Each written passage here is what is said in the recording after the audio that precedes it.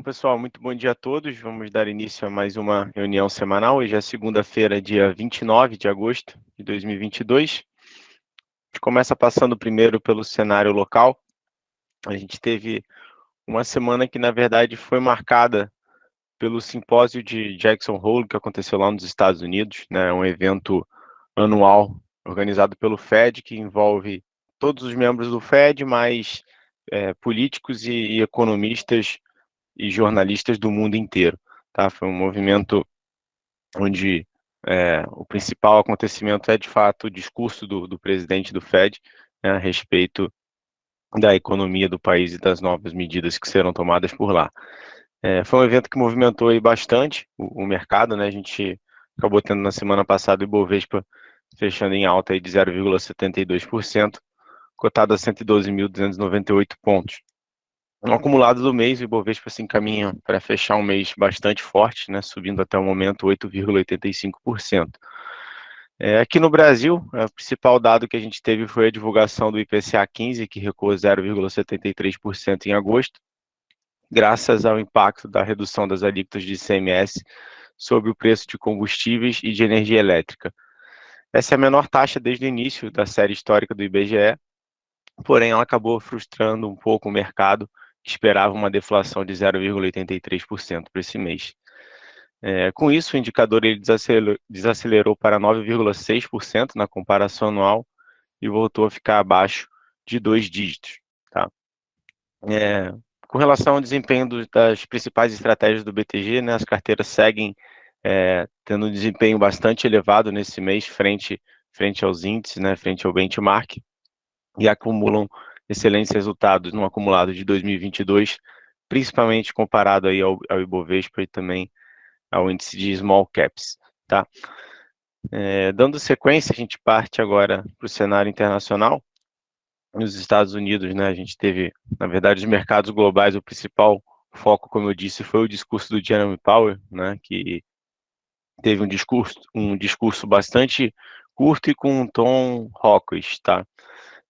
Ou seja, um tom mais duro com relação à política econômica monetária. Powell admitiu que restaurar a estabilidade de preço nos Estados Unidos levará algum tempo e demandará o uso de ferramentas com força para equilibrar a oferta e a demanda. Ele basicamente acabou mantendo a porta aberta para uma nova alta de juros de 0,75 pontos percentuais na taxa de juros americana. Além disso, ele afirmou que uma abordagem tão dura com uma taxa de juros mais alta vai fazer a inflação desacelerar. No entanto, isso terá um custo para a economia e para o mercado de trabalho do país, né? Então, já dando um alerta aí que cenários de piora no mercado de trabalho americano deverá acontecer para que a gente consiga, então, ter uma restauração aí da oferta e da demanda e uma desaceleração da inflação. O tom do discurso do presidente do Banco Central americano, ele não caiu muito bem nos ouvidos do mercado, né? Tanto que a gente vê aí o mercado internacional praticamente todo fechando em queda na semana passada, e o que mais sofreu foi o índice Nasdaq e o S&P, que encerraram a semana em queda superior a 4%, tá? Ainda nos Estados Unidos, a gente teve o núcleo do deflator PCE, né, a medida preferida de inflação do Fed, que subiu 0,10% em julho, na comparação mensal, e acumula alta de 4,6% em 12 meses. O resultado ele representa uma desaceleração em comparação com junho e ficou abaixo da expectativa do mercado, que projetava uma alta mensal de 0,20 e um anual de 4,70. Tá? Vale lembrar que o núcleo do PCE ele exclui os preços de alimentos e energia, que são os mais voláteis e menos responsivos à política monetária. Já a prévia do índice de gerente de compras, né, conhecido como PMI, ele recuou de 47,7 pontos em julho para 45 pontos em agosto. É o nível mais baixo aí desde maio de 2020. Tá? Este movimento ele decorreu em grande medida no enfraquecimento do componente de serviços. Enquanto isso, o índice do setor industrial declinou de 52,2 em julho para 51,3, né? Lembrando que a leitura abaixo de 50 pontos indicam contração da atividade econômica. A gente vê uma piora de forma geral da atividade econômica nos Estados Unidos. tá? Olhando para a China, né, a gente teve, por lá foi aprovado um pacote de 146 bilhões de dólares em estímulos fiscais focado em investimentos em infraestrutura. Os estímulos econômicos vêm em meio ao registro de maior número de casos de Covid dos últimos 3 meses, catalisando novas restrições e a pior seca das últimas 6 décadas do país. Isso é algo que chama bastante atenção lá na China, né, que já resulta num racionamento de energia em centros industriais. Além disso, o Banco Popular da China anunciou corte da taxa de empréstimo em resposta à desaceleração da economia. Uma notícia que foi positiva foi um acordo que considera acesso aos documentos de auditoria para reguladores americanos de empresas chinesas com ações negociadas nos Estados Unidos. Isso diminui rumores que a gente tinha de possível deslistagem dessas companhias na Bolsa Americana, tá? Por fim, olhando para o IFIX, né, o IFIX ele fechou mais uma semana em alta e subiu 0,60% na semana passada, impulsionado pelo segmento de ativos logísticos e shoppings, né? A gente viu aí nas últimas semanas o IFIX apresentando uma boa performance, né? No mês aí já acumula 4,5% de alta IFIX, a carteira do BTG sobe 7,28% agora em agosto. Isso vem muito em linha do que a gente já vinha falando alguns meses atrás, que o mercado de fundos imobiliários, na verdade, estava aguardando aí a gente se aproximar de um fim do ciclo de alta de juros, né? Cada vez mais isso parece ser uma verdade. Então, a partir do momento que a gente tende a ter uma estabilidade nos juros e até um fechamento aí da curva de juros, né, do DI futuro, isso acaba sendo positivo para o segmento imobiliário, tá? Bom, vou chamar agora o Leandro para dar sequência aqui e falar um pouquinho de moedas para a gente. Bom dia, Leandro. Bom dia, Gustavo. Bom dia a todos. O que a gente viu aqui na semana passada foi basicamente o que o Gustavo falou. Ficamos em torno aí do discurso do Jerome Powell, né? E na sexta-feira o mercado balançou e balançou bonito, né? A gente teve uma volatilidade bem intensa, né? E a primeira coisa que eu já gostaria de chamar a atenção, né, é com relação aos valores de euro e dólar, tá? Eles nunca estiveram tão próximos, inclusive o euro aqui ficando mais barato que o dólar, né? Então, atenção nisso, né? Vamos ver como é que vai desenrolar os casos aí da Europa. E com relação à nossa moeda, apesar de no mundo inteiro ter dólar para baixo, que mostra o DXY, né, uma valorização das demais moedas frente ao dólar, o nosso real se valorizou, né? Então foi para cima e basicamente eles entendem que basicamente o fluxo é a redução das posições em moeda estrangeira como os fatores aí que motivaram esse comportamento depois da fala do Powell, tá? Então, basicamente a gente vê, né, um cenário que a inflação dos Estados Unidos ainda preocupa, né, apesar do Powell falar que vai colocar para o centro da meta custe o que custar, né, então eles foram um pouco mais duros, né, e a gente vai ver como é que vai desenrolar isso daí, né? Então, tudo isso reflete em cima dos juros e da moeda, né? Vamos ver até onde o nosso real vai se beneficiar com isso. Na parte de criptomoedas, segue acompanhando o mercado, tá?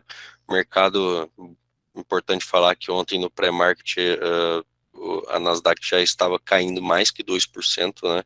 Vamos ver como é que os mercados digerem essa fala do Powell hoje de manhã e como que vai acontecer com relação às demais ativos que estão bem correlacionados a isso.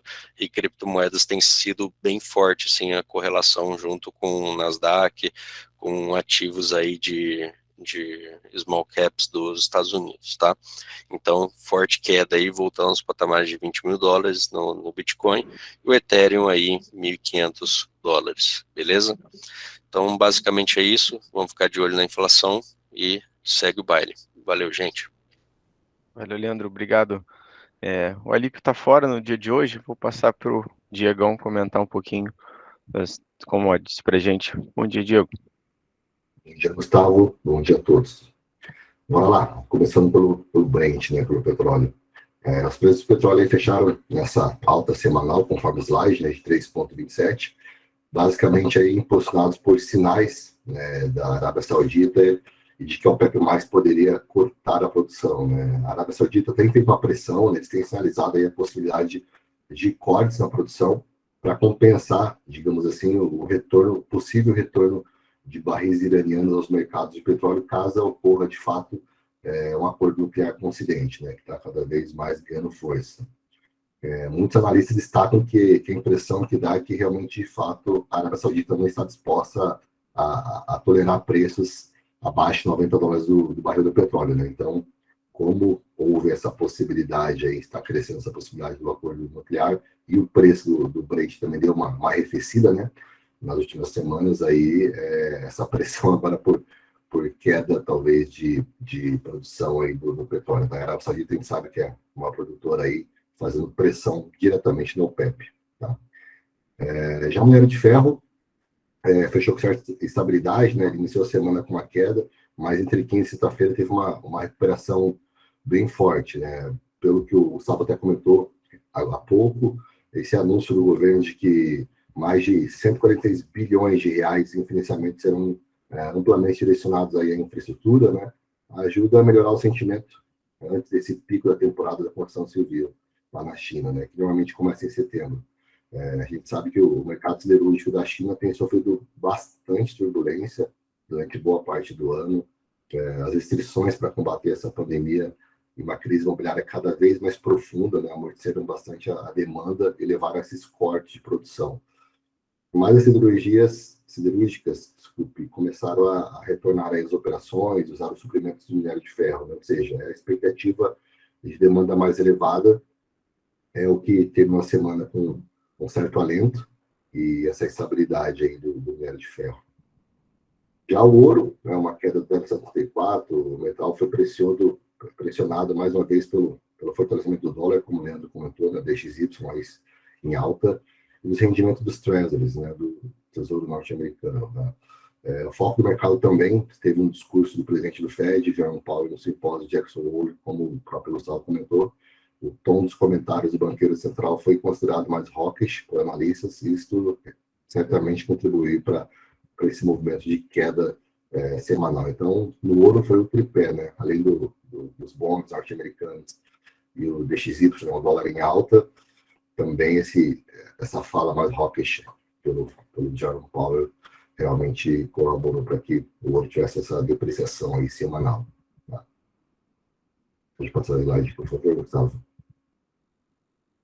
Beleza, falando que nossos juros futuros.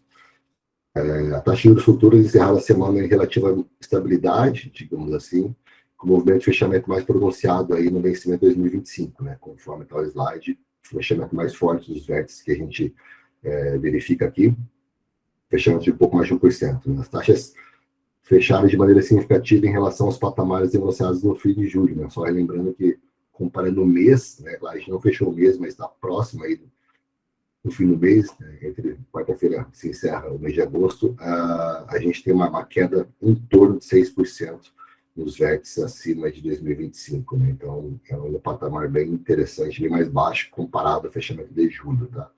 E a semana foi marcada principalmente pela essa expectativa do mercado, a sinalização que seria dada, né, na sexta-feira, né, pelo presidente do Fed, em relação aos juros norte-americanos, e também pelo IPCA 15 de agosto, né, que é considerada a nossa prévia de inflação do mês. Lembrando, como o Gustavo já salientou, que o nosso IPCA 15 teve uma deflação, né, ou seja, uma queda de 0,73 no mês, porém a expectativa do mercado era de uma deflação um pouquinho maior, tá, para esse período.